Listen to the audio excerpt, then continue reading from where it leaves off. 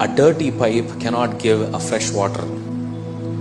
మురికి పట్టబడిన ఆ యొక్క పైప్ ఏదైతే ఉందో అది కొత్త నీటిని, మంచి నీటిని అది ఇవ్వలేదు.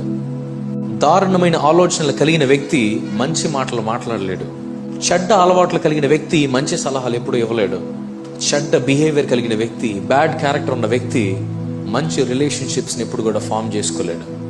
దేని చేత ఫీడ్ చేయబడతామో, ఏదైతే మీ రోజులో ఎక్కువ శాతం మీ సమయాన్ని తీసుకుంటుందో అది ఇన్స్టాగ్రామా, యూట్యూబా, వాట్సాపా, మరొకట ఏదైతే మీరు చూస్తున్నారో దాన్నే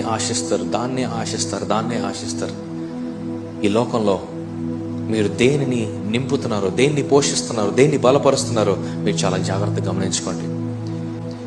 ప్రార్థన మన యొక్క ఆలోచనను మారుస్తుంది. ప్రార్థన మన యొక్క స్థితిని మారుస్తుంది. ప్రార్థన మన పరిస్థితిని మారుస్తుంది. ప్రార్థన మన యొక్క స్పిరిట్ని, మన యొక్క ఆత్మను పరిశుద్ధపరుస్తుంది.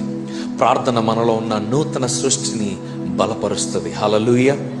ఈ రోజున ఆ ప్రార్థన లేకుండా మనం బలపరచబడతాము అని అంటే అంతకంటే జోకు ఇంకొకటి లేదు.